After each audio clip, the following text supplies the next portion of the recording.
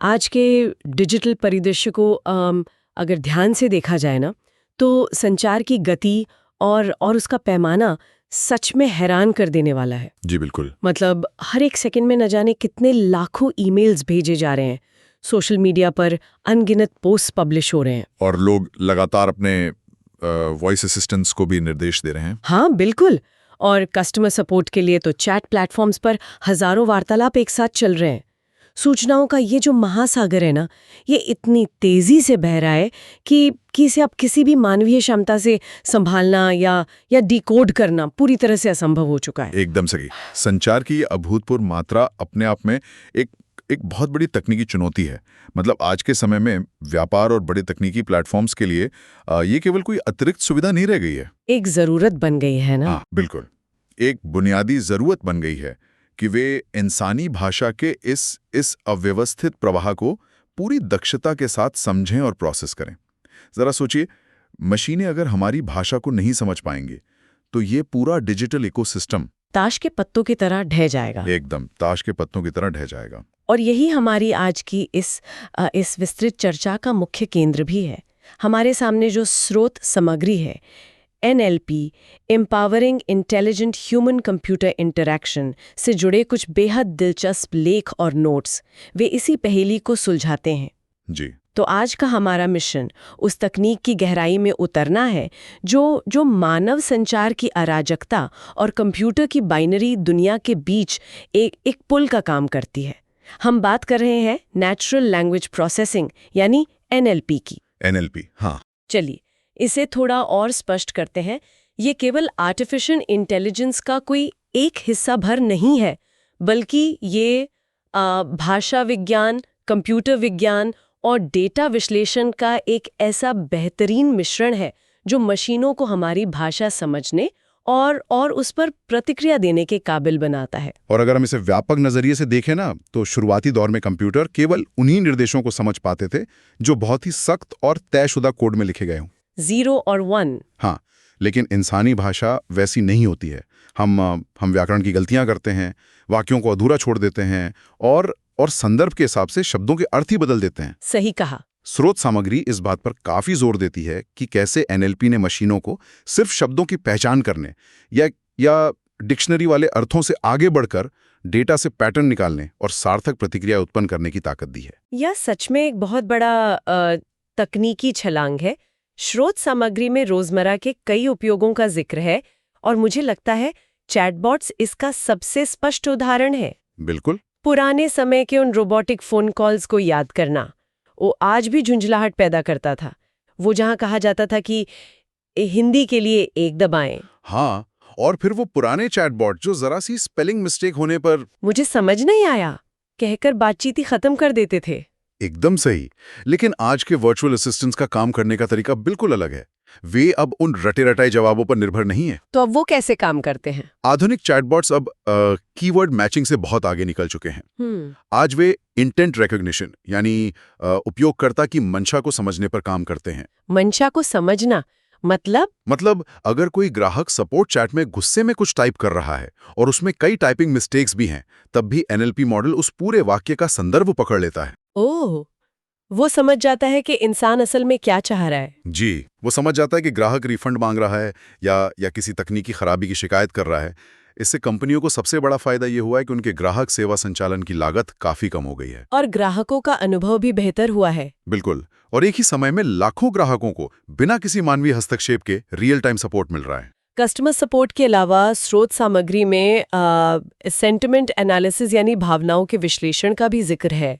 ये मुझे बहुत ही प्रभावशाली लगा। ये बहुत ही दिलचस्प क्षेत्र है। एक बार सोचने वाली बात है, जब कोई बड़ी स्मार्टफोन कंपनी अपना नया मॉडल लॉन्च करती है तो कुछ ही घंटों में ट्विटर, फेसबुक और टेक ब्लॉग्स पर लाखों रिव्यू और कमेंट्स आ जाते हैं। जी, लाखों की संख्या में। किसी भी इंसान के लिए उन सभी को पढ़ना पूरी तरह से नामुमकिन है।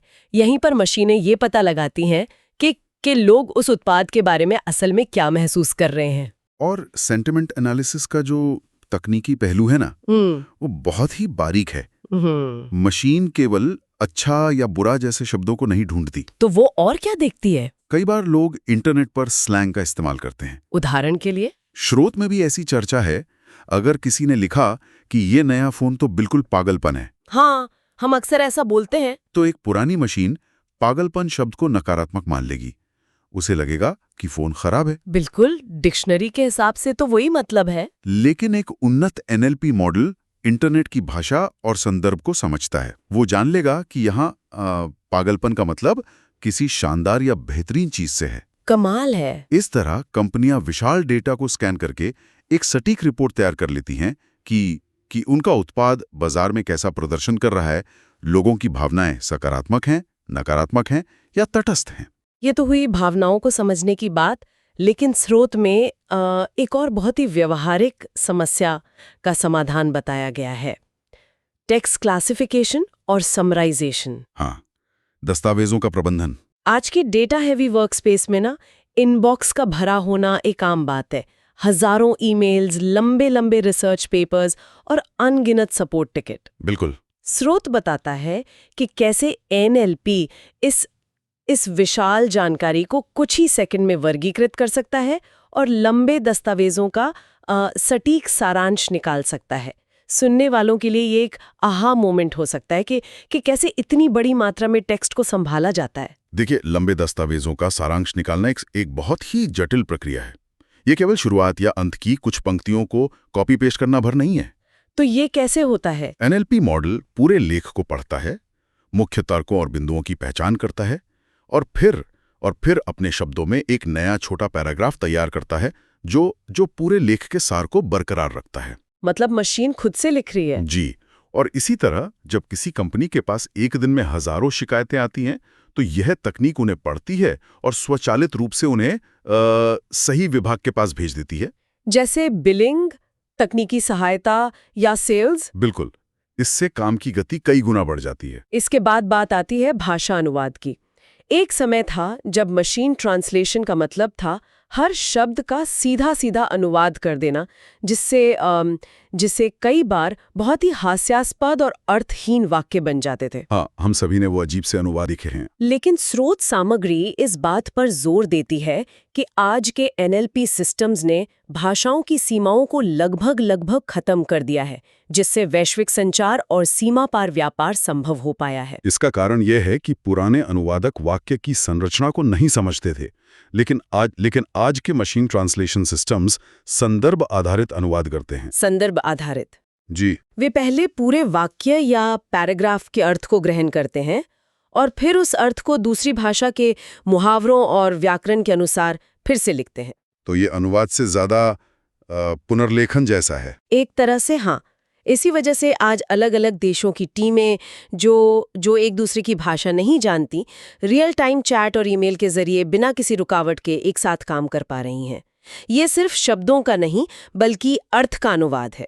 और इसका सबसे जीवंत उदाहरण है वॉइस रिकॉग्निशन, यानी आवाज की पहचान, जिसका इस्तेमाल आज लगभग हर स्मार्ट डिवाइस में हो रहा है। स्मार्ट डिवाइस और कॉल सेंटर ऑटोमेशन दोनों में? हम हवा में बस कुछ निर्देश बोलते हैं और हमारा फोन या घर का स्मार्ट स्पीकर उस आवाज को टेक्स्ट में बदलकर उस पर काम करने लगता है। वॉइस रिकॉग्निशन में ना NLP का काम दोहरे स्तर पर होता है।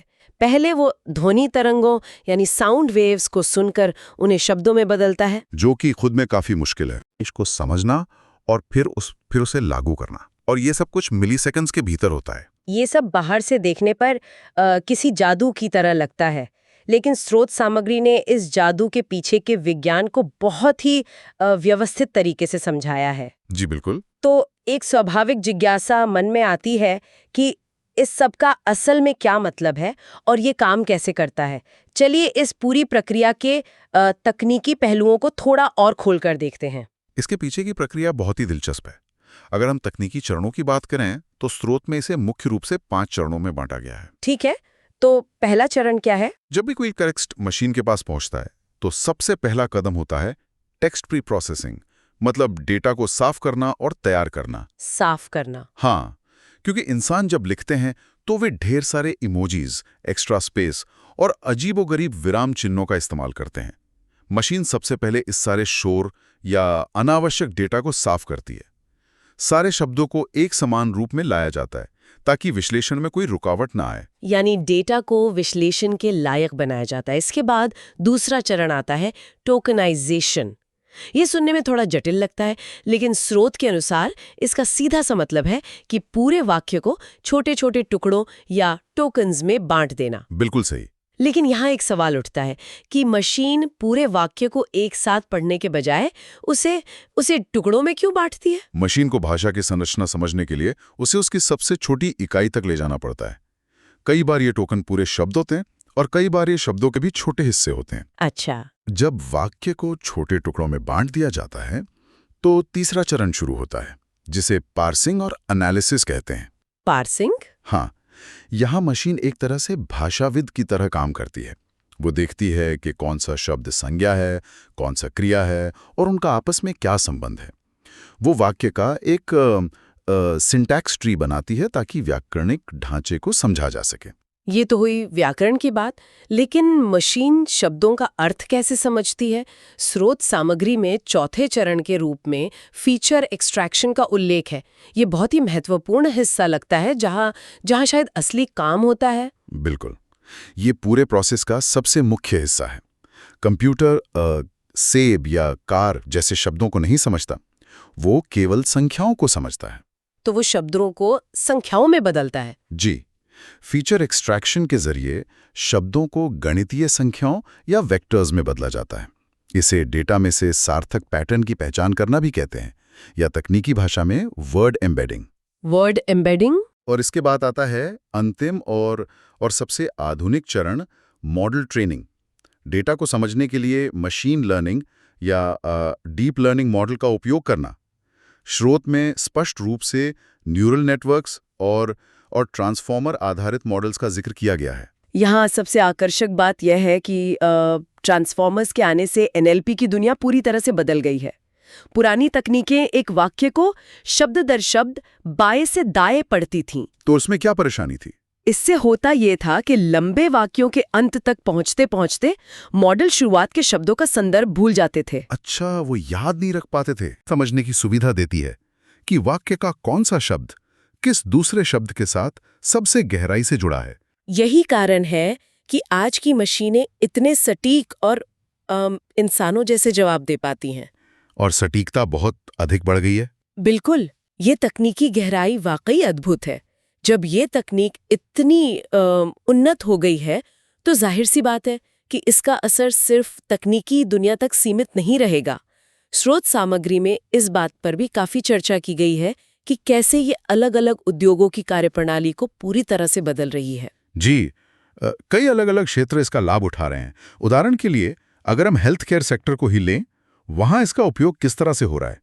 हेल्थ केयर में ना मरीजों के रिकॉर्ड और डॉक्टरों के क्लिनिकल नोट्स एक बहुत बड़ी चुनौती होते हैं। डॉक्टर अक्सर बहुत तेजी से नोट्स लिखते हैं। हाँ, उनकी हैंडराइटिंग भी। और सिर्फ हैंडराइटिंग नहीं, उनमें ढेरों मेडिकल शॉर्ट फॉर्म्स, बिना किसी ढांचे के वाक्य और मरीजों के लक्षण छिपे होते हैं। इन नोट्स का विश्लेषण करना और उन्हें मैन्युअली डेटाबेस में डालना एक बहुत ही धीमा काम है। तो यहाँ एनएलपी कैसे मदद करता है? एनएलपी इन अव्यवस्थित नोट्स को स्कैन करता है, उनमें से दवाइयों की खुराक, मरीजों की एलर्जी और उनके लक्षणों की सटीक जानकारी निकालता है और उन्हें इलेक्ट्रॉनिक हेल्थ रिकॉर्ड्स में व्यवस्थित कर देता है। इससे न केवल समय बचता है बल्कि मानवीय गलतियों की गुंजाइश भी लगभग खत्म हो जाती है। बिल्कुल सही। फाइनेंस की दुनिया में भी इसका असर साफ देखा जा सकता है। वहां दस्तावेजों का अंबार होता है। स्रोत के अनुसार वित्तीय संस्थान एनएलपी का उपयोग धोखाधड़ी वाले संचार यानी फ्रॉड डिटेक्शन के लिए कर रहे हैं। जी, फ्रॉड पकड़ने के लिए। जब किसी बैंक के पास लाखों ट्रांजैक्शन अलर्ट्स और ईमेल आ रहे हों तो ये तकनीक सेकंड के 1000वें हिस्से में ये पहचान लेती है कि किस संदेश या ईमेल का पैटर्न किसी फिशिंग अटैक या वित्तीय धोखाधड़ी से मेल खाता है। इसके अलावा फाइनेंस में दस्तावेजों की प्रोसेसिंग को भी स्वचालित किया जा रहा है।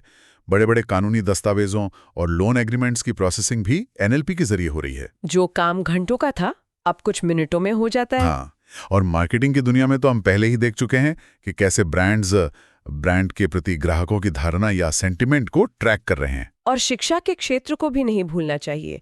स्रोत सामग्री में बताया गया है कि कैसे अब निबंधों की स्वचालित ग्रेडिंग की जा रही है। Automatic grading. जी, इसका मतलब है कि मशीन अब सिर्फ स्पेलिंग या ग्रामर चेक नहीं कर रही है, बल्कि वो ये भी समझ रही है कि छात्र ने अपने निबंध में जो तर्क दिए हैं वे कितने तार्किक और सुसंगत हैं। और भाषा सीखने वाले जो नए टूल्स और एप्लीकेशंस हैं, वे भी इसी तकनीक पर काम कर रहे हैं, जो उपयोक्ताओं के उच्चारण और व्याकरण को रियल टाइम में सुधारते हैं। इन सभी उद्योगों के उदाहरणों को एक साथ देखने पर इसके समग्र लाभ बहुत स्पष्ट हो जाते हैं। एनएलपी केवल ग्राहकों से बेहतर जुड़ाव नहीं बना रहा है या सूचनाओं की तेज प्रोसेसिंग नहीं कर रहा है, यह इंसानों को दोहराव वाले कार्यों से मुक्ति दिला रहा है। बिल्कुल। और जब सूचनाओं की इतनी तेज और सटीक प्रोसेसिंग होती है तो संगठन बहुत ही बेहतर और डेटा आधारित निर्णय ले पाते हैं। ये सब सुनकर तो ऐसा महसूस होता है कि मानो इस तकनीक ने भाषा से जुड़ी हर समस्या का समाधान कर दिया। ऐसा लगता जरूर है। लेकिन स्रोत सामग्री इस तकनीक की एक यथार्थवादी तस्वीर भी पेश करती है। क्या ये तकनीक पूरी तरह से अचूक है? नहीं, अचूक तो नहीं है। किसी भी तकनीक की तरह इससे एक महत्वपूर्ण सवाल खड़ा होता है, इसकी सीमाओं को लेकर। जी। स्रोत सामग्री में सबसे बड़ी चुनौती के रूप में जिस चीज को रेखांकित किया गया है वो है संदर्भ और व्यंग्य को समझना, मतलब सार्काज़म को समझना। हाँ, मशीनों के लिए ये समझना बहुत मुश्किल है कि कब कोई इंसान व्यंग्य कर रहा है या किसी विशेष संदर्भ में बात कर रहा है। इंसानी भाषा बहुत ही जटिल है।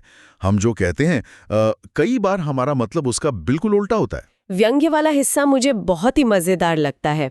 मान लीजिए किसी का इंटरनेट काम नहीं कर रहा है और वो सोशल मीडिया पर लिखता है, वाह, मेरे इंटरनेट प्रदाता की स्पीड इतनी तेज है कि मैं एक पेज लोड होने तक पूरी किताब पढ़ सकता हूँ, बहुत बहुत धन्यवाद। जी। कोई भी इंसान इसे पढ़ते ही समझ जाएगा कि ये बहुत गहरी निराशा है, एक तंज है। लेकिन एक मशीन इसे कैसे समझेगी? यहीं पर मशीन अक्सर धोखा खा जाती है। उसके लिए वाह, तेज स्पीड और धन्यवाद बहुत ही सकारात्मक शब्द है, तो वो इसे पॉजिटिव मान लेगी। हाँ, वो इस पूरे वाक्य को सकारात्मक फीडबैक के रूप में वर्गीकृत कर सकती है। हालांकि नए मॉडल संदर्भ को समझने में बेहतर हो रहे हैं, लेकिन इंसानी भावनाओं के इस उतार चढ़ाव और व्यंग्य को पकड़ना आज भी एक बहुत बड़ी तकनीकी बाधा बनी हुई है। दूसरी बड़ी चुनौती जो स्रोत में बताई गई है वो है विविधता। दुनिया भर की कई भाषाओं और क्षेत्रीय बोलियों को संभालना, डायलेक्ट्स को संभालना। जी। और बात सिर्फ बोलियों की नहीं है।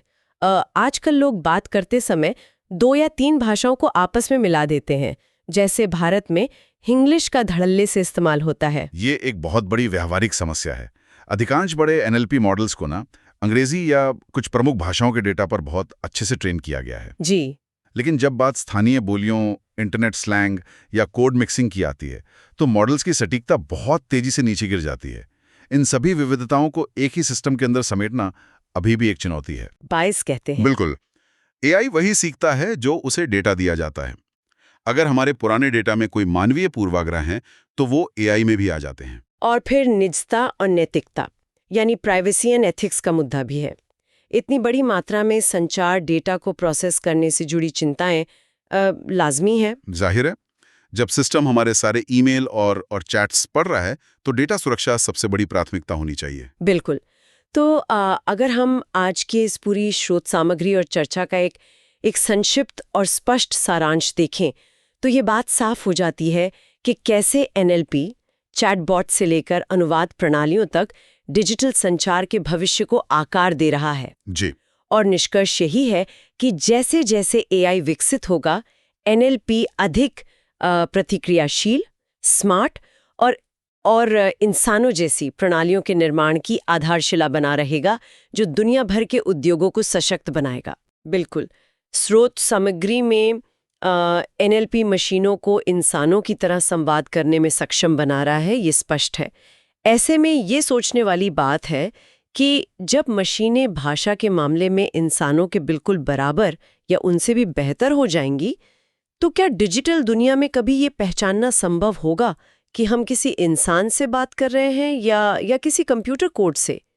और क्या एक समय के बाद ये फर्क वास्तव में कोई मायने रखेगा?